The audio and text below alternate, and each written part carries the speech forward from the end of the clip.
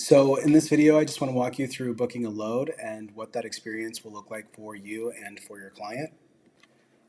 So normal working hours are from 8 a.m. to 5 p.m. Monday through Friday. So occasionally there are loads posted on the weekends, but this isn't the norm. Be mindful that most brokers/brokerages are open from 8 a.m. to 5 p.m. So anything outside of that is referred to as after hours, and are usually reserved for specialized agents that provide updates on the delivery. So you won't be able to book a load with these agents. They really are just there to get updates on the load and to make notes on that load in their system. Although it's uncommon, there are instances where brokers are working on weekends, but this is pretty rare. So don't expect to find many loads available on the weekends or after hours or during holiday hours. And then also be mindful that when you are working with brokers and they tell you that a load can deliver on a federal holiday, it's typically not true. So please do not take loads for that, for example, would deliver on like the 4th of July or Christmas, because what's really going to happen there is your client's most likely going to get stuck, or your driver's going to get stuck, or you will get stuck, depending on who's the driver. So day-to-day responsibilities. So you want to call and check on the statuses of your deliveries. So for example, if you have multiple clients on the road, just give them a call every so often, kind of know where they are in that delivery, so that you can have a better idea of who to prioritize when booking the next load. So you'll want to take DOT hours of service into consideration on this, as this will also impact the delivery times. So it's completely normal to dispatch between 5 and 6 trucks and have them in cities across the United States. So once you've figured out that priority for the day, you'll want to go ahead and open your load board. So my load board of choice and the load board that I'll be kind of training you all on is DAT load board. And I've actually been using it for the last 5-ish years. So there are other load boards. In my experience in just dispatching and freight brokering, DAT is kind of the creme de la creme, and it has the most amount of users, most amount of loads available, and I think the best tools for kind of for kind of rookies or people who are really trying to get to know the industry. I know I know that there are people who freak out and try to download multiple load boards because they're not familiar with their market. So let's say, for example, someone who has a box truck in Florida and logs into DAT and looks at like kind of what the rates are paying, and they're like, no, let me try and download X amount of load boards. Um, if the market is referencing that it's a certain rate on DAT load board, that's typically the rate that it's going to be across all load boards. If there are a few loads on the DAT load boards, there typically will be a few loads on the load board for your truck type or location. So don't overwhelm yourself with getting way too much software, way too many subscriptions. It's going to be costly and it's not going to significantly improve your work, okay? So there are instances, for example, that where there are, for example, load boards that are more specialized. So, like for example, load boards that work best with flatbeds. In which case, it is maybe preferable to use that load board. But when it comes down to vans, reefers, box trucks, and kind of the main loads, the main truck types, DAT does it best. They also allow dispatchers to sign up for memberships without having an MC number. So in the link of the link in the description of this video, I'm so sorry, you will say I'll link over a DAT site that you can use, or that link to you that you can use to save 10% off of your yearly subscription. So roughly about a month and a half of savings, or $424. So if you click on that link in my bio, in my link tree, or click on the link in the description of this video, you'll be able to take advantage of that. So when you click on that link, you should get a kind of landing page that has something like this, right? So it has that get 10% off your first 12 months. If you don't see it, reach out to me. This link is only available for first time, or this special is only available for first time load board users. So if you already have an existing account, unfortunately you won't be able to take advantage of this promotion. But you should be able to if you don't. So there are a variety of subscription options, um, ranging from DAT1 Enhanced to DAT1 Select. For my new dispatchers, I'm going to recommend that you select DAT1 Select and not the cheapest package. And that's just because we need to use some of the tools that are on the DAT1 Select option. So, for example, if you are new to truck dispatching, there are a few tools that will make your life way easier. That'll make you a pro really quickly, and by that I mean it's going to teach you lanes. It's going to teach you. These tools are going to teach you kind of where the best markets are, uh, what kind of truck type to will best connect, what these connecting cities look like, what the rate per miles are, what the shippers are paying for these loads, kind of give you an idea, really, a really in-depth idea of what the market actually is. So it's, it's akin to having someone with more experience helping you. If you don't have experience and choose the lesser option, you're not really setting yourself up for success, because what you're doing is you're setting yourself up to be in a situation where you're potentially paying someone to help walk you through um, the load board and lanes, and not everyone is going to be familiar with every zone or lane. So, for example, I might have a lot of experience with Kansas City and Dallas and Phoenix, or sorry, uh, Missouri and Texas and the Midwest and the Southwest, but I might not have as much experience on the coast, right? And so you might reach out to me and have me try to help you, and then I'm not going to be able to help you as much as having these tools would be able to help you. Or you might reach out to someone else who has more experience in the Southwest but doesn't have as much experience in the Midwest, right? The best tool that you can use are going to be these tri-haul tools, these market tools that DAT has created, because then you can really see kind of the market. You don't have to be a pro; you'll know the numbers, right?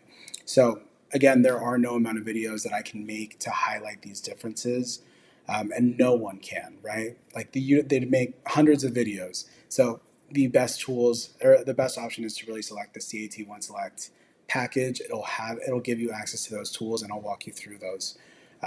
So the two tools that I'm talking about are the tri-haul tool, right? That's going to help maximize your gains, and then the market condition tools. This is going to tell you where to go, where not to go, where loads aren't paying well for your truck type, and where they are.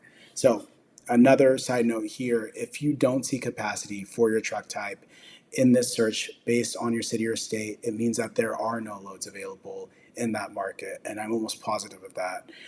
People might call you and say, "Hey, what does this zone look like, or what does this city look like, right? Or is this city really paying $1.50?" Well, if it's paying 150, it's going to be paying 150 on DAT, on whatever load board, and it doesn't matter which load board it's on, it's going to be paying that amount. And that is because that's the market rate. DAT does a really good job of keeping track of that market data. But something to keep in mind: shippers, warehouses that provide freight to freight brokers, they also know what these contract rates are. So when they are pitching to freight brokers, they're not getting robbed blind. They typically know how much that market is going for. They know their markets as well, just as well as the freight brokers do, and they typically use software from DAT software that they can use. So there's something on there that like you get a client that's like, hey, this is paying 120. Would it be paying 120 with someone else, or with another freight broker, or with another load board? Yes, it probably would, and that's because the market that's because the market is what the market is, right? So as we kind of covered, right, is the freight industry largely operates on these lanes. So although it's not for all box truck or for all truck types, like for example box trucks, you can expect the same lanes you book will have the same frequency. So for example, Houston paralysis, we've got you. First ELD is our chosen partner, and their ELD is not only contractless, but easily integrates with Highway, Project 44, Trucker Tools, and MacroPoint. If you're interested in getting more information, click the link in Phoenix. If you see 20 loads on a Monday, you'll probably see 20 loads on a Wednesday. You'll probably see 20 loads on a Friday, right? And then if that Houston to Phoenix has another lane that typically goes from Phoenix to Houston, you'll typically see those Monday through Friday as well.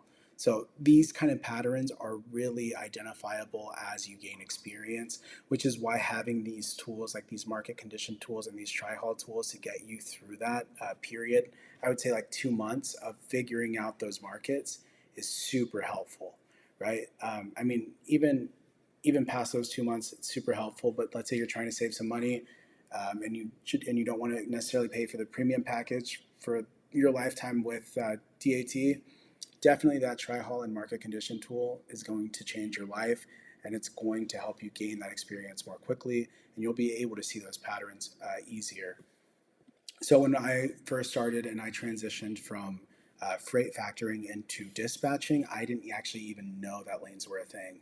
I didn't know that zones were a thing. So I was kind of out here blind, just booking any load, right? And so the problem with that is I had no idea that there was even a pattern going on. I had no idea that brokers quoted by lanes. I had no idea that they were quoting by zones. I had no idea what the pay range was. I might just call and say, "Hey, I'll offer you X amount of money," and they'd be like, "No, dude." Like, I didn't realize that there was all this data being accumulated and that there were patterns that were being identified by brokers, carriers, dispatchers alike, right? And warehouses alike. So these tools make it super easy for you to identify these trends and not have to rely on outsourcing training to another dispatcher or freight professional. So, right, as much as I'd love to have 30 calls with you and charge you an hour for each call, or charge you per hour for each call, right? Um, I am not going to know more than these market condition tools, because these market condition tools are data. This is hard data that freight brokers that's collected from freight brokers when they're quoting, warehouses when they're quoting, and then carriers when they're booking loads. So no freight dispatcher or freight professional is going to have more knowledge than the market condition tool, and this is what they use to quote their lanes, anyways. You know. So I'll walk you through these tools in the future videos so you can kind of have an idea of how they're going to help you. So once you've gotten your load board open, you'll be able to start searching for loads and reaching out to freight brokers. So freight brokers, freight brokerages. So a few notes on the DAT load board. One, best sorting method for me is rate, and that is usually when I've already entered a specific location. So let's say I'm going from Kansas City to Houston, Texas, right? And I've already identified an origin city and a destination. Then I'll usually sort by rate. Rate doesn't help much if I have to if I have like the location open and I have restrictions on where I want to go, in which case it's kind of like, well, who really cares where I'm open to going if or how much something's paying if I'm not open to going there, right? So another thing, typically loads that are posted without a rate, they're not real loads. So if you ever see something that has like no rate attached to it, it doesn't even say zero on it, it's usually just brokers that are attempting to get a feel for a contract rate for a shipper. So they might have run their numbers through a DAT tool, and either they're questioning if they can actually book it for that amount, or they're seeing if they can go lower, right? So they'll reach out, they'll put that on the load board to see if they get a grab, and then start getting quotes from carriers. The carrier might say, "Oh, I do this for 500," and then they'll reach back out and be like, "Actually, this lane doesn't start until June 25th, right?" And so it doesn't exist yet, right? So I don't really recommend reaching out to kind of those priceless loads unless you have no other options available. They're not going to be helpful 80% of the time. The other 20% of the time, if they've not listed a load, it's probably because it's not paying well. So I recommend activating the alarm on the alarm notification, and I'll show you the bell notification on DAT load board once you've identified your search criteria. And that's just because it'll make it easier for you to make sure that you reach out to the brokers as quick as possible when they post a load. And then let's go to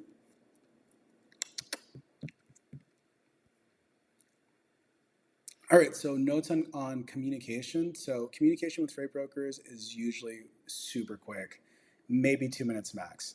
So once you get someone on the phone, you want to negotiate quickly or you will miss out on the load. A lot of people are intimidated by this step of the process and will kind of make this call out to be something bigger than it is in their head. or think that there's maybe more to the call or more details that they need to know, some extensive vocabulary that they've never heard before. And it's not the case. It's a really quick call. It's very repetitive. Once you start working with freight brokers, you'll understand that you're basically saying the same thing on repeat. The only thing that changes is the load information and the price. So it's important to have your bottom dollar on your mind before you even call or before you even contact the broker, call or email, right? So they're not going to wait for you to reach out to your carrier and get approval on the load. They will just hang up. Likewise, they're not going to sit there and wait for you to run the numbers and see if this load works for you. If you're calling them, they're assuming that you're probably going to be right around where the number is, right? Especially if this is a new load. If this is a load that's been on the load board for like 4 hours, I'm sure they're going to be more open to negotiate with you. But don't assume that they're going to meet whatever unrealistic number you've come up within your brain. There is some sort of criteria that goes into pricing these loads. So conversations similar every time. Uh, don't get hung up or nervous about the content of the calls. Again, it's repetitive. If English isn't your first language, that's okay because this is a high level. This isn't a high level conversation. Don't get intimidated. It'll basically be like ordering at a restaurant. So in the description of the load board posting, you'll typically find a posting number, additional details on the load, and contact info. If no posting info, or if no posting number is provided, so you can identify the load with pick and drop. So for example, you want to identify the load, but there's no posting number or load number provided. To say it's the load going from Kansas City to Houston. It weighs X amount of money, and it looks like it was posted for $2,000, right? So you'll usually be provided with a phone number that includes an extension or an email address, or you'll be provided with an email address on that load posting. I always recommend reaching out through email. Few reasons for this. Sometimes you can get caught up in the phone tree. If this is a new load that just got posted, the last thing you want to do is sit on hold or like be clicking numbers and maybe have like 3 or 4 calls ahead of you. And then also keep in mind that most freight brokers are going to be on the phone and are going to be on their email. So maybe they just hung up on someone that wasn't going to work out, but someone else books it through their email while they're on the call with them. So this is kind of the best way to get ahead of the line. So let's start off with email communication. It's very repetitive, like I said. I have this little template, and I'll actually put it in a blog post so that you can access it and link that to the description of this video. But essentially, it looks like this, right? Subject line, pickup city, drop off city, post ID if applicable. That's all you need to provide them with for them to be able to identify the load.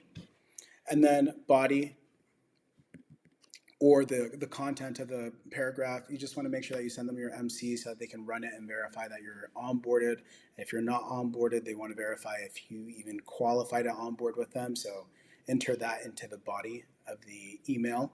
And then you'll also want to include the location where you'll be empty or where you're empty or where you'll be empty, and then the time and date of that. So in this case, if I'm trying to book this load, I want to let them know I'm currently empty in Dallas, Texas. So if you need someone to run this load right now, I'm your guy, right? That way they're not wasting time with another carrier that's like, hey, I deliver at 2 p.m. in Dallas today, and then I'll be able to get to the site at 4 p.m. or should be able to.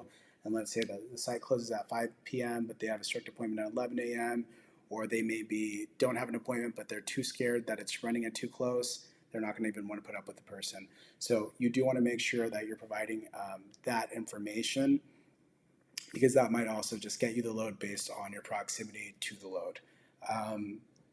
Request for load details. So if it's not part of the load posting, so if you can't see how much it weighs, if you can't see what the commodity is, or how many picks or drops, whatever, you do want to get that information before you start negotiating. It's going to affect the price that's listed, right? I'm not going to run a load posted for 2,600 that was a well-paid load for what was listed. If when I call, they're like, actually, this has 5 drops, right? in which case, no, I'm not. I'm not starting the offer at 2,600, right? You do want to go ahead and collect all of that information. Also, more information. So that same load, when you call in, might say, or when they reach back out, might have like a requirement that the driver unload the load by itself. You obviously want to get more money than what the average going lane is, because either you're paying the driver to do that, which is a company driver, or you yourself will have to load or unload. So you can typically expect some back and forth while the rate is negotiated via email. If no negotiation is necessary, you should just be given further details on the load, onboarding instructions, and then be sent the rate confirmation. So before I continue, I kind of want to walk you through an example of what kind of the phone call steps might look like, just in case just to get rid of that kind of nervous feeling that you may have regarding these phone calls. So people are always intimidated by these phone calls. I know that when I first started, I wanted to watch a tutorial that kind of walked me through it or walked me through negotiation. But I think in hindsight, right, because I did end up finding them and they weren't as helpful. So in hindsight, I think what would have helped me most would have been just kind of, what am I, when I get the broker, what am I going to say? Like, what does this phone call look like? What do I have to know? Like, I think maybe what would have helped me more would be being able to anticipate the content of the call. So I'm going to walk you through that. If after calling your first broker or your first 5 brokers, you're still like, hey, I feel like a tutorial is necessary, leave me a message in the comments, and I will see about recording kind of a faux phone call. If you need me quicker than that, you can always book a consultation using the link in the bio. So verbal communication on that first booking load. So typically you're going to find a phone number along with an extension number in the details of the job posting. So for example, it might say post ID 45029, phone number, and then the extension number, which is usually marked with that X. So once they answer, it's a pretty quick conversation. Again, 2 minutes. 2 minutes or less. They're going to ask for your MC number. This is because they want to verify if you're in the system. If you're not in the system, they want to verify that you meet carrier qualifications so you can onboard with a freight brokerage.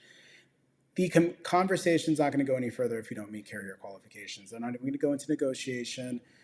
So for example, if this is a company that requires 90 days to onboard and you are working with a new carrier or you yourself are a new carrier at 30 days, they're going to ask for your MC number. This is going to show up.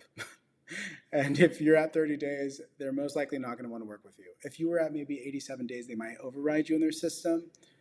Or if you have some sort of certification that no one else really has. So for example, they need someone to move TWIC and you're like the only person that's called in with a TWIC number or with a TWIC ID, they might say, you know what, we'll bypass the system a couple of months for you. But these are very unique situations and not typically situations that are available to everyone or that they'll typically bypass. So they're just going to want to confirm next they're going to want to confirm after they confirm that you're good to go, right? That you're a good MC match and that you meet their carrier quals. They're either going to confirm the load using the post ID or pickup info or any sort of identifier versus with the load, right?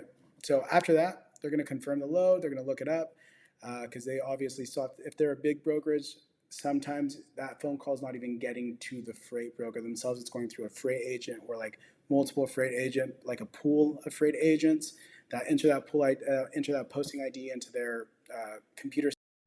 Are you interested in earning extra money by using your truck as advertisement space? Well, let me tell you about our partners, Agile Media Group. Agile Media Group is an advertising agency that uses the sides of your truck to promote businesses like T-Mobile, ShipBob, and Mountain Dew energy drinks. They're always looking for new trucking partners to join their advertising campaigns. If you're interested in getting more information, click the linktree in the bio and select the Earn Money by Advertising option to get started. System and it pulls it up with all the information. So they're not actually the freight broker, they're just like a booking person. So once that info is confirmed, they're going to go through additional details, pickup times, number of picks, drop-off times, drops, additional accessories needed, additional certifications needed, etc. They're going to walk through that with you, okay? So next step is, give me one second. They're going to start the negotiation process. So there is kind of an art to it, to this. Like I said, just something I've seen on here, or I've seen like on YouTube videos or Instagram videos or TikTok videos, is someone calling some freight broker and throwing out some arbitrary price, like there is not like some sort of market data that goes into pricing these loads. So I've seen someone, and it also sets unrealistic expectations for dispatchers, right? Um, they can still hang up on you. Like a freight broker can hang up on you. They can say no. There are always going to be like 30 or 40 callers that are calling on that same load, right? Like in a short time span. So you do want to know your market price and try not to be ridiculous with your and throw out some arbitrary numbers. So if the load's listed at 1,400 and it's like, let's say 195 a mile for typically $2 a mile, you can try and get to 210 a mile, 220 a mile. But you don't want to throw out, hey, I'll do this load for 4,000, take it or leave it, right? No one's going to take you seriously. And there are a ton of carriers that know their numbers, and brokers aren't typically pricing these loads. Uh, they're typically pricing them using the data tools, so they're not just pricing with an arbitrary number. If they are, then I don't know what they're doing. So typically, as we said, they're going to use, you can use market conditions. Brokers are going to use market conditions on the data tools with DAT. So will shippers, to kind of know the median prices that they can list at. So use those tools to help negotiate your price, because you'll also probably be able to see how much these shippers were paid for, or these brokers paid by these shippers to run per mile. That's a little confusing. You'll also be able to see how much the brokers are you're getting paid, or roundaboutish. So it should help you. Have these numbers in mind before you call. Don't throw an arbitrary number. Remember, loads are typically posted for kind of their max rate. No one's going to have a load that's paying $3,000 and post at 1,400, right? And part of that is, unless it's a company that has the time to maximize their profit on a load like that, most brokers are just trying to get their work, just trying to get through their work day. They gain nothing from being on the phone for an hour trying to get one load booked, right? It is, for all of us in this industry, a volume game. So after you've agreed upon a rate, you're either going to be asked to complete an onboarding carrier packet, which is like through email that is their own, or some sort of internal packet, or and submit a COI with the brokerage as a cert holder. So that'll either be like a manual packet that you'll fill out using like Adobe, which I can provide a link for, or whatever PDF filler that you have will work as well. Or you'll be sent a link to onboard with a carrier packet company, so like an RMIS, a highway, etc. Right? So most large brokerages use one of the following online carrier packet companies to complete those onboardings. It's either going to be RMIS, mycarrierpackets.com, Highway, or DAT. If they don't use these services, they're going to use some sort of physical document or a web form from their site. So after completing the carrier packet, you'll be asked to send your COI with the brokerage listed as your cert holder. If you're using RMIS or Highway for the first time, they'll need to verify that information with your insurance agent. If not, typically you're not going to be asked to submit this. And then finally, you should receive a copy of the rate confirmation. So after that onboarding process is done and they've given it a yes, thumbs up, you can work with us, you're going to get that rate confirmation, and it'll be a PDF document as well. And so they're going to want the carrier to sign it. Typically, you can sign it electronically, so with an Adobe PDF kind of filler, or another app that the driver or owner operator, driver, carrier, whoever owns the company can sign on their phone, tablet, etc. So whatever PDF filler works for them. They can also print it off and sign it. Sometimes they will ask you to do that. That's more rare. So after the load has been booked, you just want to make sure that all conversation continues through email. So after that first initial conversation with the freight broker, it's very tempting to call the freight broker um, when there's any sort of inconvenience throughout the load. Drivers have this habit of wanting things very quickly. Um, Dispatchers sometimes. I think we live in a world where everyone wants communication to happen quickly. Don't communicate through phone outside of booking that first load. This is because if there are any physical changes if there are any changes to the load and you discuss it over the phone and don't have written proof, the freight broker and the freight brokerages can just lie. And this is unethical behavior and unfortunately happens way too often. I've had freight brokers change a drop over the phone with a carrier, and the carrier does it, and then there was never an updated rate confirmation, so no physical proof, and there was never an email chain saying that from the freight broker that this happened. So now the freight broker is just trying to claim that this additional stop was never talked about, or maybe delivery times were changed, and the freight broker will call you.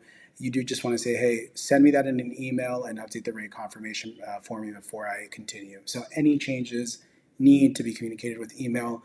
This is me making sure that your company or the company that you're dispatching for um, isn't isn't being had, that they're not going to be a victim of some sort of fraudulent behavior or mishap. And also just keep in mind, even when it's not intentionally fraudulent, some people just don't like getting in trouble at work. And have trouble being honest, and they're gonna find a way to delete any sort of evidence and cross their hand and keep their job, right? So make sure that you do your job as well, and make sure that you keep an email chain of any sort of changes to the loads that happen. And we'll walk through a couple of things that you also want to do when you get that load. So I don't want to assume malicious intent all the time of these freight brokers or these freight agents. But there's just way too many instances where they're denying something that they've verbally said. They've done it to me as well. So if they told you to deliver at 11 a.m., but the delivery time was actually 3 a.m., so you got there technically late, they're going to charge you for that, right? So, and you'll have zero evidence to say that they told you that. So get that in writing. Get that in writing and check that rate confirmation when you get it. So if they said 11 a.m., but that rate confirmation says 3 a.m. on it, call and make sure that the time is whatever, and then have them email you that confirmation. Okay? So negotiating a load, negotiation does not end. Sorry, negotiation, this is kind of written wrong, but negotiation doesn't end when you get on that phone call, right? When you first book that load. There are actually about 3 separate opportunities to negotiate a load. You can negotiate, again, before you take a load, when your driver arrives at the pickup site, and then after a load has been delivered. You can still alter the rate. So I'll walk you through those opportunities so you don't want to miss out on this section. So right off the bat, before taking a load, it's always going to be wise to negotiate for a higher price than what is listed on that original posting, right? So because the broker usually posts the loads for less than they're willing to pay, um, for example, the max rate might be $2,500 and they'll post it at $2,300, right?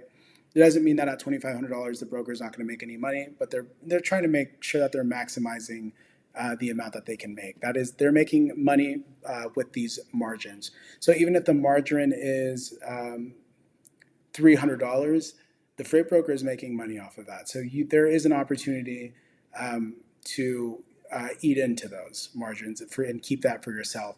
Also, keep in mind that just because a load is posted at 1,400, it doesn't mean their margin is at 19, right? So that is why it's also important to know your market, and those market tools are going to help you out with that. So, for example, the brokerage might agree to move a warehouse's freight for $2,000. This is a number that they came up with based off of the last 30 days of booking. So, in order to make a profit, they just need to find a driver that can move the freight for less than that 2,000, right? So most brokerages are going to try and get the largest margins that they can, so they can try and cover these loads. Again, big brokerages have to pay accounting teams, they have to pay office fees, they have to pay software fees. So it's not like they're really, like, it's not like this predatory behavior. They have larger bottom lines. So there are some factors that could potentially help you raise the price of the load further. So number one, weight, right? So if you are, the heavier you run a load, the more you should be able to get out of the load, right?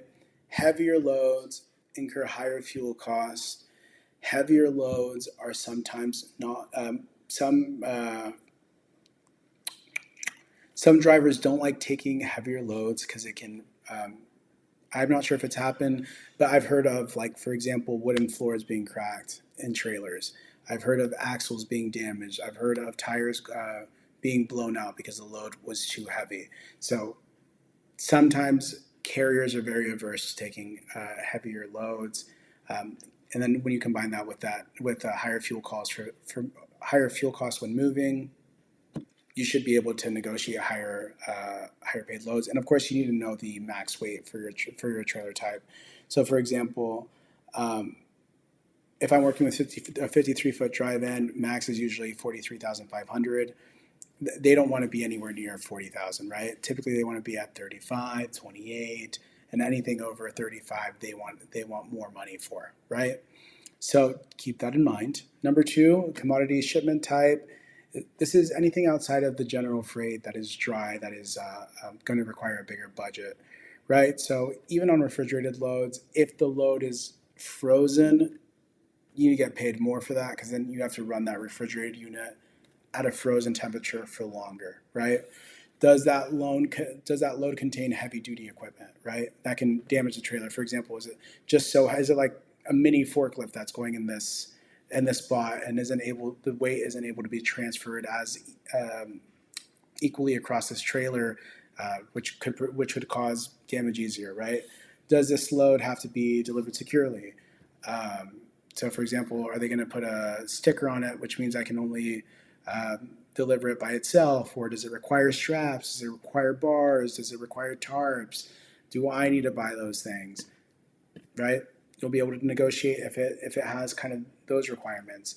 Is this a high value load? Right? If typically I'm going to have $100,000 worth of cargo insurance, but let's say this is a $250,000 load that's going to require me to either call my insurance agent and hike that up to hike up my motor truck cargo to 250,000 to take this load, which by the way most carriers aren't going to have, or it's going to require me to call the broker and ask them to add that kind of short-term motor truck for that load, insurance for that load. Um, that might cost me $85, right? And I have to be okay with it. So, kind of things like that outside of the norm are going to help you negotiate for a higher price. And then accessories required. In short, any additional accessories that your truck driver has to have to take that load is going to help you to leverage a higher pay. So anywhere between $50 and $100 is normal. So for example, if they're like, hey, you need 20 straps. Well, a lot of truck drivers don't have 20 straps on hand. If they're telling me, hey, you're going to need 8 tarps, right? And sometimes these loads you might want to get more out of them. Like, do you have to go to the store and pick up 8 tarps? Like, let's get reimbursed for that. And then some, because another carrier might not want to do that at all. Extra certs. So again, in essence, the more certs someone has, the higher likelihood, the more certs a load needs, the higher likelihood that the broker won't be able to cover it as easily. Like, for example, TWIC cards. Just because TWIC cards are normal doesn't mean everyone has a TWIC card. So a broker might be sitting with a load longer, meaning that you can negotiate more out of that load. Or that load might require them to kind of wait longer at this port, or whatever, feel in danger, because those are kind of scary sites. So whatever the case might be, if there's a cert, probably going to get paid more for it, or you should demand more for it. Drop trailer, longer than normal load times, right? So these loads that have these 24-hour drop-off windows, 48-hour drop-off windows, time is money in trucking. Um, Most people don't want to have their trailer sitting for 2 days or 3 days. So it's easy to kind of knock back $200, $300, $400 more than normal while that trailer is there. Now, there are occasions where someone is open to that, and that's typically because they're resting at home or whatever, in which case you should still be able to get more money out of that. They don't know that, right? And if you're looking for a fuel card, look no further than our partner, A to B. With A to B, you can see average savings of 46 cents and up to $1.85 per gallon. That's not their only perk. A to B's high security provisions help prevent fraud, and their fuel cards report to credit agencies that help you build business credit. If you're ready to sign up, or if you need more information, click on the link tree in the bio and select the A to B fuel card option. Carriers aren't reaching out to them. It doesn't matter that they don't know that. Loading at odd times. Again, if you have a load that is like delivering at 1 a.m., right? Or is delivering at 4 a.m., 2 a.m., whatever, get your money for that, right? Again, that's going to affect your reset time, your hours of operation. So, for example, if the driver was there until 2 a.m., well, I mean, if they have to reset 10 hours, right, then they can't take their next load until whatever whatever time, at which point it might not be as easy to get that next load that same day. Do you know what I'm saying? So keep that in mind. Get money for that as well, because that is going to affect you. Those later, especially those later those later delivery times, and those really early delivery times, right? Because if you deliver at 5 a.m. and your hours of service runs out and you can't make it to a pickup at 9 a.m., you're stuck, right? You made possibly no money that day because hours of operations are 8 a.m. to 5 p.m. That's the norm. Self-load fee, if your driver, especially if you have a box truck and they're asking you to use your liftgate pallet jack to unload, you want to make sure that you're above $200 to $400 above average for that, for a load that wouldn't require that. So I'm not saying 200 and 400 above what a liftgate pallet jack load is. I'm not saying that. I'm saying, like, if the rate is, let's say, if it's 500 miles, you have a box truck, and they're offering you 900 for the load, right? But you need to unload 8 pallets and it weighs 9,000 pounds. Yeah, throw $200, $400 more on top of it. See if you can negotiate that. Not everyone wants to load and unload. Not everyone has a working lift gate, and not everyone has a pallet jack on site. Most importantly, not everyone wants to unload or load. With box trucks, there are people with back injuries. There are people that just don't feel like that should be part of their job and won't take that load. Whatever the case, get your money out of it. And then multiple pickups or drop-offs. I like to, for me personally, even if it's in the same vicinity, I better be getting $200 for each additional stop, right, or each additional drop. Why? Because every time I go to a drop, regardless if it's 20 minutes away, I'm probably still checking in, and that check-in might still take an hour or 2 hours. It's not abnormal to be told that you have 5 drops in the same city, and for those drops to somehow take up all of your day, despite being 5 miles away from each other, because the warehouse just isn't unloading your truck when you get there, right? So, charge accordingly for each stop. And then if after you've received the Raycon, you notice a large discrepancy on that load, right? So let's say, for example, a good example of this is dry van. Let's say I only took that load because it was 15,000 pounds and I get to the site and it's 40,000 pounds. That's not the same load I signed up for. And the broker might say, well, it doesn't matter. It was a full truckload. No, I took it at 15,000 pounds because my fuel cost made sense for that load, right? So if there's any sort of discrepancy, you call the freight broker and you let them know, hey, I got to the site. This was supposed to be 20,000 pounds. You told me that a load was 20,000 pounds. And the rate confirmation shows 35,000, or you got to the site and the BOL shows 40,000. No. You get your money before you even continue to take that load, right? Because higher fuel costs. Whatever you negotiated for that load. On the flip side of that, if you get a load and it's lighter, right? You signed up for a load for 35,000 pounds, leave it as is. In that case, you won, right? But don't let freight brokers get away with it. If you're a carrier or if you're a dispatcher, you get away with it, and right? You're not going to be like, hey, take $200 back, right? Nah, you negotiated that. So be smart about that.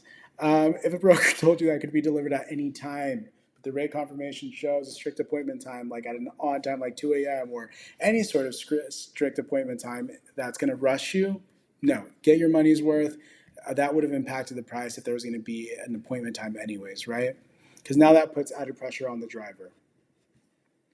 So please note any negotiation or extra pay that is requested and approved by the broker will require a new raycon. Again, so if any of this happens before you even say, okay, cool, all right, if you get off the phone with the broker and he tells you he's going to raise it $200, you better make sure that you have that rate confirmation in hand before you start getting loaded. Not even before you leave the site, before you start getting loaded. And then finally, when the driver arrives at the site, right? Oop, my bad. When the driver arrives at the site, just be sure to have him notify you if he notices that the shipment doesn't match what the rate confirmation said, specifically related to weight and commodity. If it's a small discrepancy, the broker will most likely not give into any further negotiation. So like if it's a 20,000 pound, so if it's a 5,000 pound difference on a drive-in, like if it's you signed on for 20,000 pounds and you're like 27,000 pounds when you get to the site, probably not going to pay you more for it. Don't be extra, right? So if it's a large discrepancy, yeah, they're going to be like, even if it's a 10,000, 15,000 pound, 20,000 pound discrepancy, yeah, get your money. Couple things to keep in mind. Detention pay, right? So if you arrive at the site and you're being held up, if there was an appointment time, this isn't for first come, first serve loads. This is for strict appointment time loads.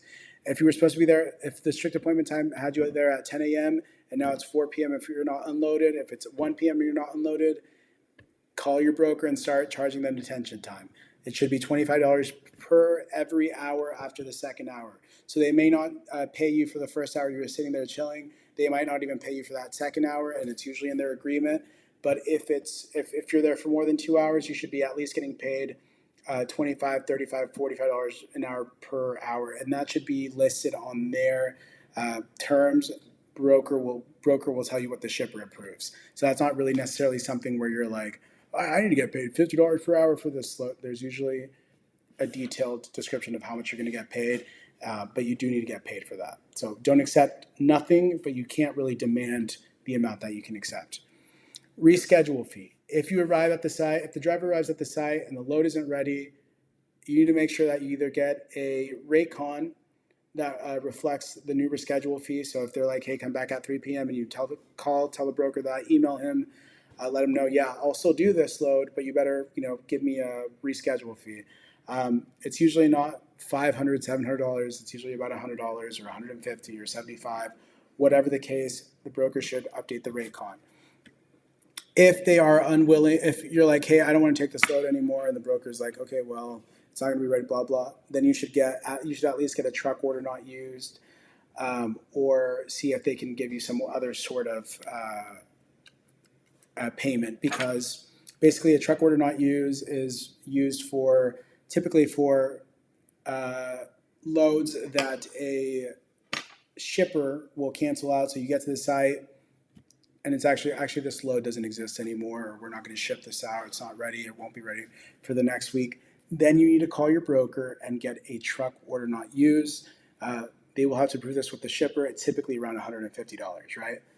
That is something that you need to ask for. Detention pay as well. If you don't ask, a lot of these brokers or freight agents just won't give it. They won't offer this information out to you. Okay. So when you arrive at the receiver, and sorry, we have about 2 more slides, and then I'll continue this in a part 2.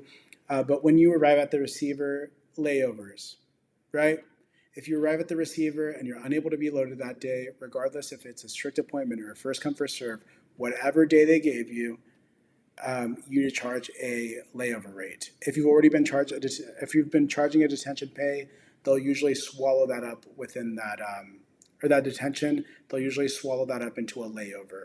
So, for example, I was there 6 hours and I had to stay overnight. Usually, they're just going to be like, "All right, we're just going to request a layover. Ignore the detention." It usually doesn't pile on top of itself. But that is, you had to stay there overnight, right? Redelivery fee. If you get to the receiver, and they're like, "Hey, you need to come back actually in 5 hours," make sure you get some money to compensate for that fuel time, for that redelivery fee. And again, detention pay applies at the receiver as well.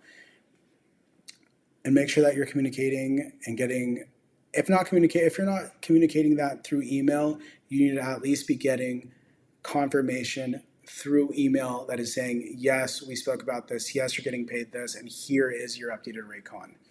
And then just closing notes, there you will have some experience either with a driver or a carrier, owner operator, that is either unwilling to take the load, or you get to the site and they're like, I don't want this load, or they don't want to drive and pick up if you already have that rate confirmation, or they're just not answering the broker's questions when they're calling. They're not they're not doing the macro link, whatever it is, or they're being rude to anyone. Keep in mind that brokers use monitoring services to basically review carriers. They use sites like Carrier 411, Carrier Assure, Highway to monitor and review carriers' performances. And I have some issues with one of them, but any negative review is tied to the carrier's MC number. So they can prevent carriers from working with other companies. So sometimes if they have a negative review on one of these websites, you might get told, hey, actually, we don't want to work with this carrier anymore, or we're going to blacklist this carrier. So failing on a load last second, failing to follow instructions, not delivering a load, damaging a load, whatever is going to be reported to these websites. And they will be notified via the email that is on file with the FMCSA. And if they need to fix any claim, they'll do it there. But typically there's a window for when they can fix it. So make sure that your driver knows that. And yeah, I will continue kind of from the owner operator's perspective in the next video, but I do just want to make sure that you all know this exists, and you should, regardless of what happens, be on your best behavior, have your carrier be on your best behavior, and realize that when you are a company, whether you're an owner operator that just started your company, you are now operating as a company. You aren't just some owner, some driver. Like, you are responsible for the way your company is perceived. So I will go over into the owner operator perspective in the next video. That is the part 2 to this. Guide to Freight has partnered with DAT Loadboard to give all of our viewers 10% off their Loadboard subscription for a year. With this deal, you can see annual savings of up to $474. If you're interested in signing up, you can do so by clicking on the link tree in our channel bio. All right, so this is kind of the part 2 of the booking process. So after the owner operator receives the rate confirmation, or the carrier receives the rate confirmation, signs it, sends it back, the driver can now proceed to the pickup location. So under no circumstances should the driver be headed to the pickup location before the rate confirmation is in hand, okay?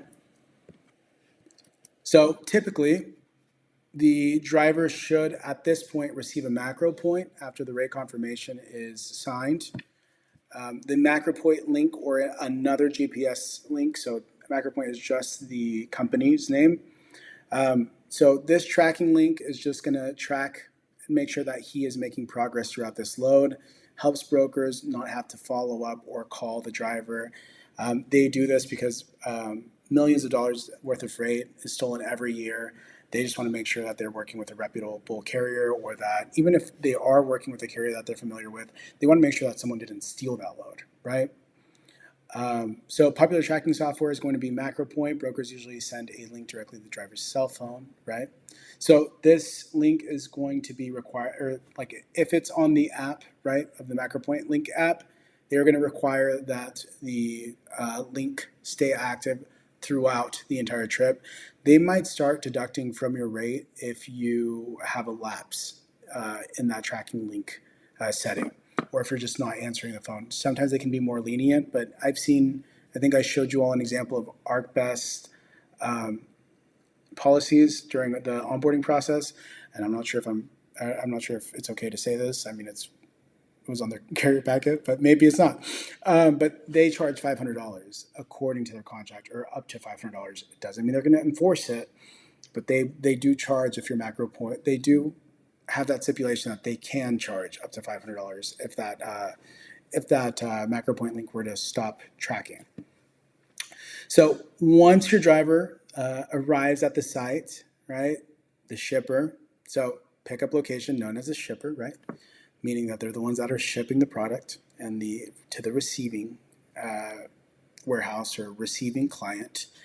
They should get there, and this is where you kind of want to make sure that the contents of the rate confirmation match up to what's on the bill of lading that they should receive. They should receive this guy, a bill of lading. So this bill of lading is going to have the contents of what is inside that load, right? This is a receipt, a proof of delivery that says, hey, I picked this up and your employee saw the contents and said, yep, that's on this truck, sealed it off and signed it. So this is your I did my job proof. So few things to remember when you're at the site, right? If he notices any sort of discrepancy within the shipment, your driver does. Like, especially when it comes to the weight or commodity, are they adding pallets? Are they, whatever they're doing, if you need to reach out to the broker, get your money. If it's a small discrepancy, the broker's probably not going to be open to negotiation. If it's a large one, they will. So like if it's anything under, well, it depends on how much the weight is. But for example, if I have a box truck, right, I know my max weight is 10,000, and I was told, and I'm trying to only book loads that are at 5,000 for whatever reason because it's my prerogative, and that's why I called and took that load, and that is what I signed up for. And I get to the site and they're trying to put 9,000 on me, which is more fuel costs for me. I'm in my right to call that a large discrepancy, right? If it's 1,000, 1,500 pounds on 10,000 max, probably not a large discrepancy. If it's it's probably a large discrepancy on 10,000 pounds for 1,500, right?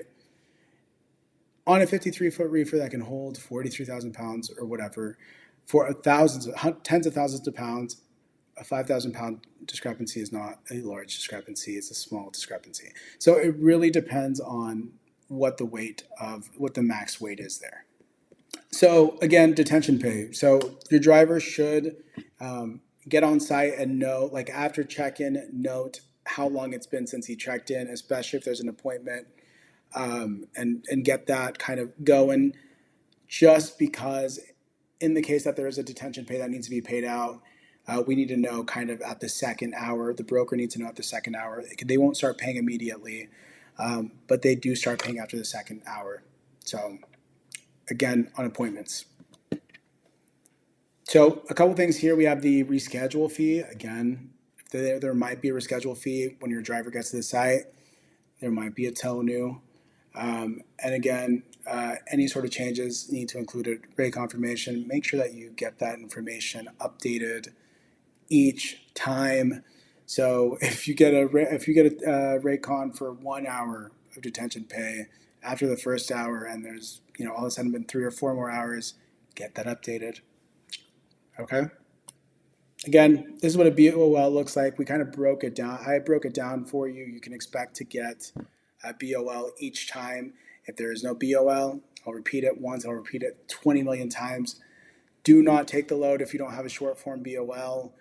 You will not get paid for it. I've never had an experience where, for example, they said, we'll pay you, have them sign on the rate confirmation, we'll pay you. They won't pay you. I don't know why. I don't know. I don't think it's a broker problem. I don't think it's a broker exclusive problem. I don't think it's a shipper exclusive problem. I don't think it's any one exclusive problem. I think some companies are unethical, and even if they told you something, they're going to find a way. If they can get rid of having to pay you $3,000 for work you did, they're going to do it. So, and I'm sorry if I make the industry look bad, but real realities, right? So if you don't have a BOL from the site for whatever reason, and they can't provide you with one, the only acceptable alternative is a short form BOL. Short form BOLs you probably need to get beforehand, right? So I always say if you can order it on Amazon and have them on file, usually comes a pack of 50. I have a link for them. You help me when you sign up with that link. But it's a pack of 50. You shouldn't need more than 3 or 4 a year, even if you're rolling 365 days per driver. So, I mean, that 50 pack, if you have 5 drivers, you could probably distribute it amongst the 5 drivers, stacks of 10. And there still would be enough. I mean, they would still probably not use them in a year or two, maybe even 3. But they are nice to have in hand in the event something like this happens, especially if it's a good load that you want to take.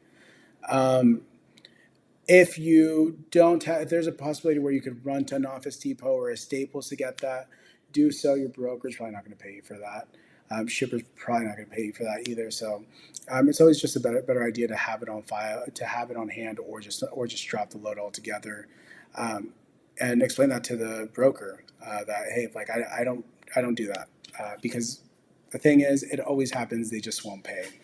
I wish there was a reality that was different, and there's going to be a broker probably that says that it's not true. They don't pay. As someone who worked at a factoring company and someone who dispatched, when there's not a bill of lading, they won't pay. It doesn't matter how nice and kind the broker was to your brokerage was. There's always something that they come up with, either that the agent doesn't work there anymore, or there was no verbal communication, there's something, and I'm telling you. So do not take the load. There's no if they don't have a POD and you don't have a short form. Again, you can buy the short form from the link in my bio, the link tree. There should be an Amazon link to the short form BOLs. They're just $10. A couple other things you might get: lumper receipt. This is where basically you're paying the warehouse employee to move your freight, and this is typically in locations that aren't warehouse. Like, this isn't for example, I'm trying to think. So let's say Shoemania's warehouse that ships Shoemania to their customers and Shoemania to their other warehouses. And they have warehouse employees that are Shoemania employees unloading and unloading at Shoemania warehouses. There's not going to be a lumper receipt. They're paying them hourly. Lumper receipts are typically for like a company, like let's say my generic warehouse that temporarily houses freight for like 30 different companies, typically are going to have a lumper. You're paying their employee or their kind of on-site contractor for their services, or the broker is. And so you can't expect a lumper receipt. It's maybe like 1 in every 10 loads where you'll have a lumper receipt. It's not incredibly common. And then scale tickets, again, not incredibly common, less common than a lumper receipt, and also not necessary by any means or require a strict. Guide to Freight has partnered with Tula to help you start your business. If you click on the link tree in our channel bio, you can book a free consultation with them, and they will help you determine the best business structure for your business. Now let's get back to the video. Requirement. It just depends on the load.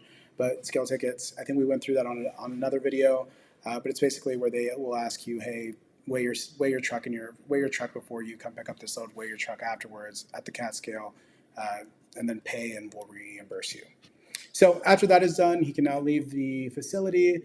And so it's also just very important for you as a dispatcher, for you as whoever is keeping track of when to book the next load for your driver, to keep track of the hours of operations, hours of service from the FMCSA, right?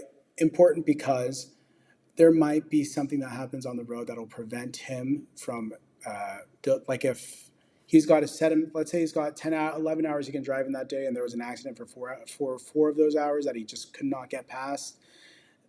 He might have to reset for whatever reason, and so now he won't make it to delivery time that was promised. So you want to make sure that you, one, are getting that information communicated to you by the driver so that you can communicate it to the broker, and two, that you know any sort of information that's happening, just in case you need to plan out when you will book their next load, right? If you have 20, you shouldn't have 20, but let's say you have 10 drivers, right? You probably don't want to focus on the one that's, that's the furthest away from drop off as far as booking that next load. So after the driver has left the shipper, he can expect to receive calls requesting updates from the freight broker. So even if they have that macro point turned on, they should still be receiving questions. They're usually not so happy about being bothered by the freight brokers when the macro point is on, but they should still be receiving phone calls you as the dispatcher will probably receive the phone calls if your driver's not picking up the phone. So it's not uncommon. It's not uncommon for the freight brokers to request a picture of the BOL before you've even gotten to the receiver. Sometimes they want the signet. They want the proof of the POD with the shipper's signature. So it just depends, right? So now now your driver should have gone to the sites, check in, do all of his thing. Kind of same everything applies here, and then just the important part here is getting that receiver's signature, right? So signatures aren't just at the shipper. You need both.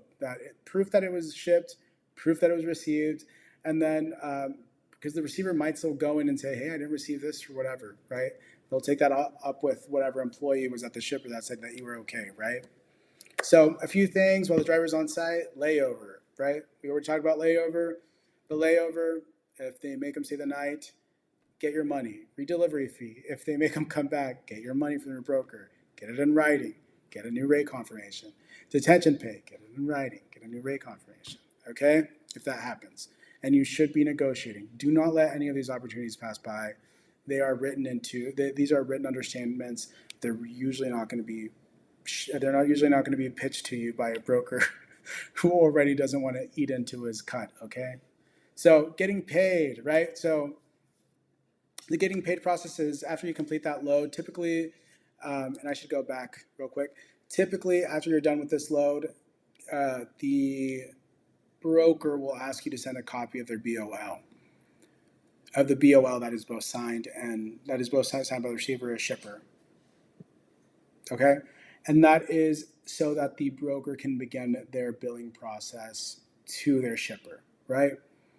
It typically takes, so for example, my name is Yade Garcia and I work at Electric Freight Brokerage. And my client is Sam's Fantastical Pizza, right? By the time I get the BOL from you, the broker, am responsible for paying you, right? But my client, Sam, sends out payments every 30 days, sometimes every 45 days.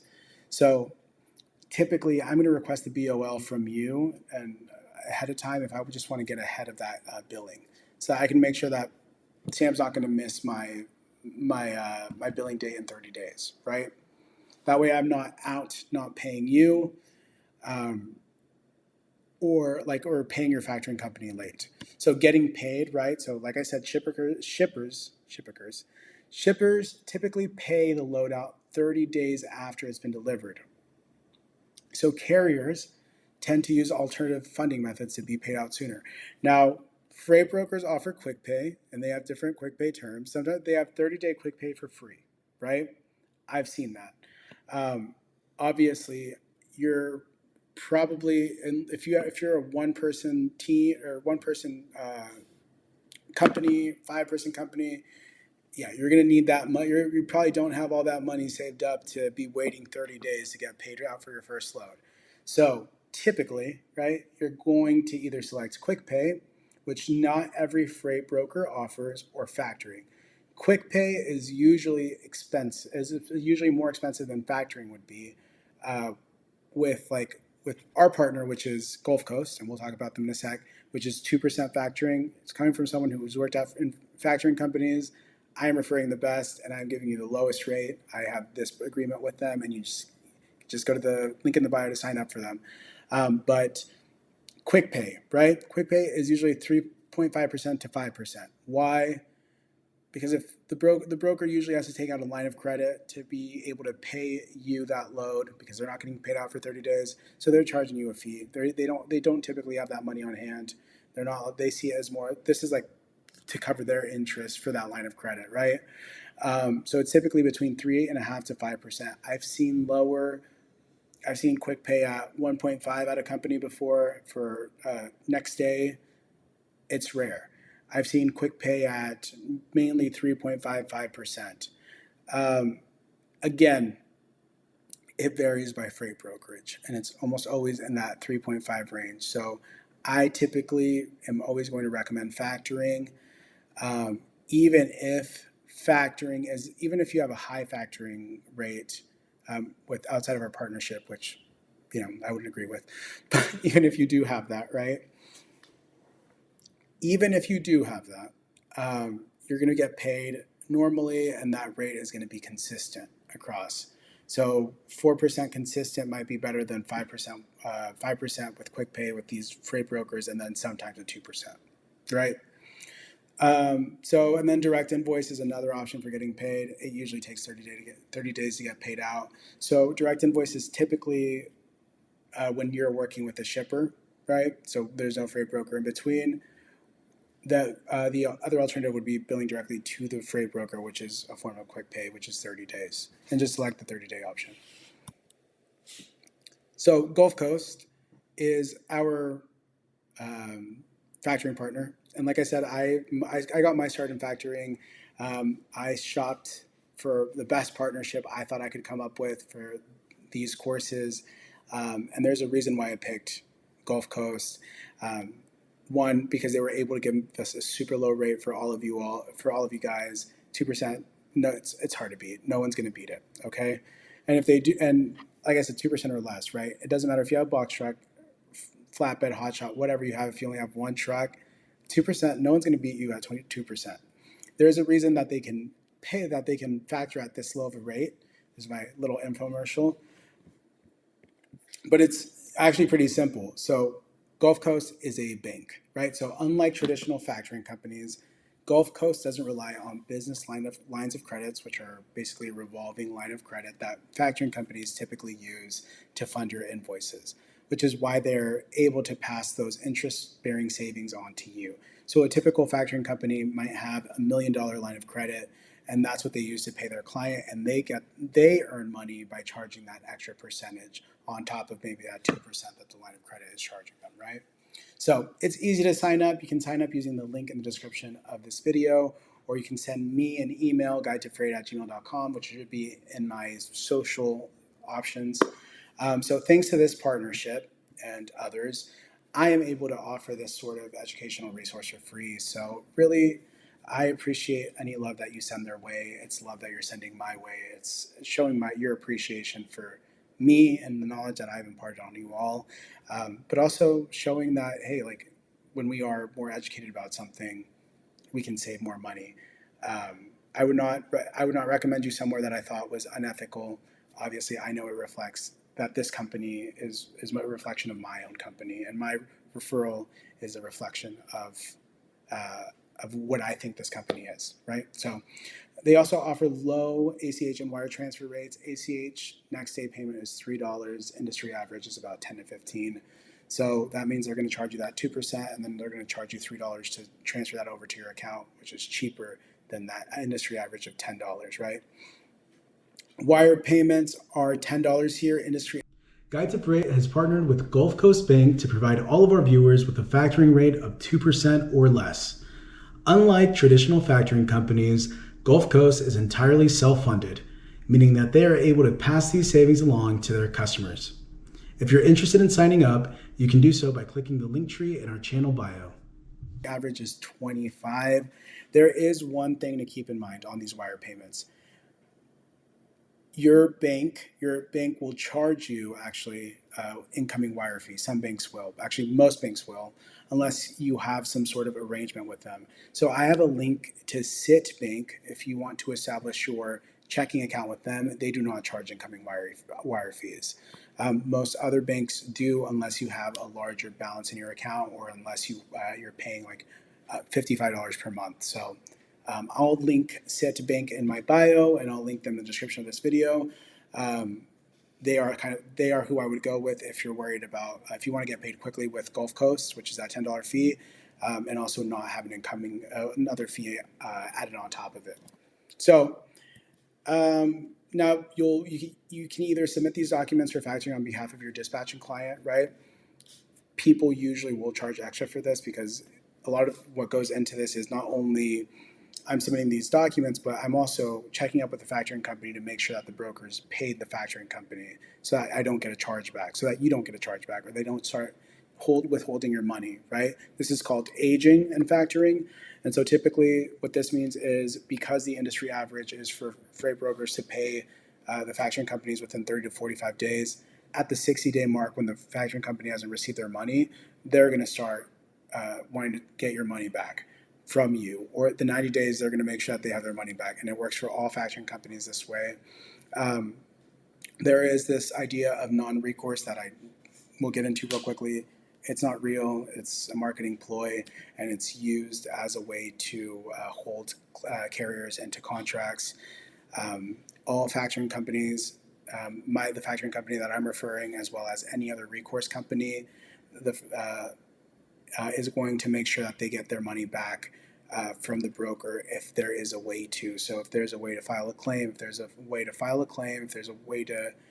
a freight guard, if there's a way to file whatever, they're going to do that first. Okay, so it's not like they're going to charge you back just because they want to, or if there's a way to, if there's a bankruptcy with a brokerage, they're always going to try and get that money back from the brokerage first.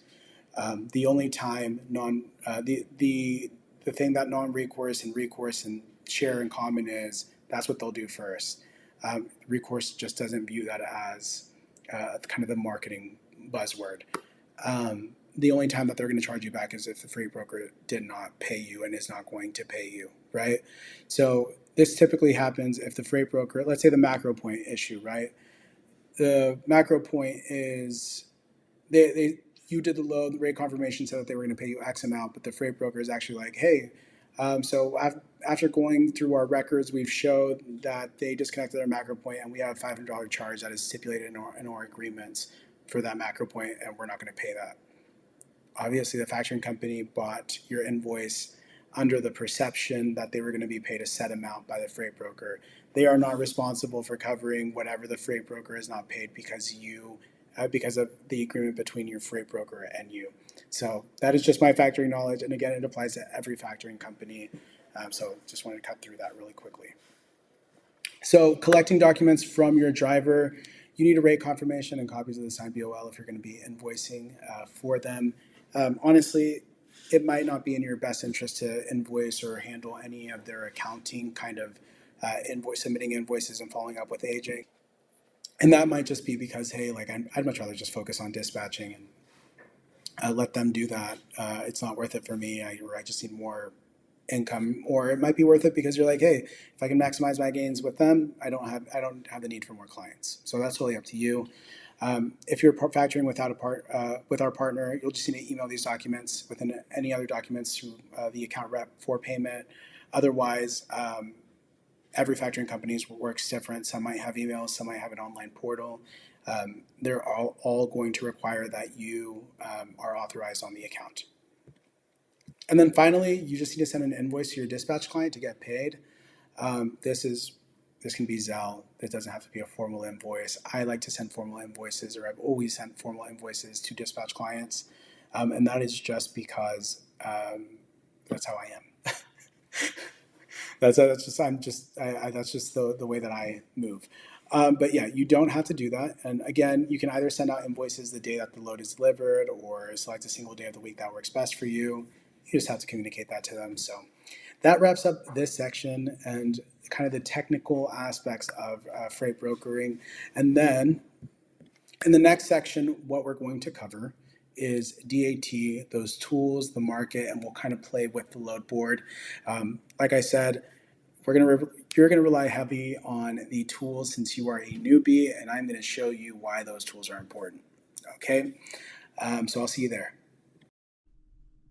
Hi everyone, I hope you're finding this series to be helpful. In the event that you need further assistance, you can book a one-on-one consultation with me by clicking the link tree in the channel bio. You can also visit guidetofreight.com and select the book a consultation option from the menu. I'll let you get back to your video.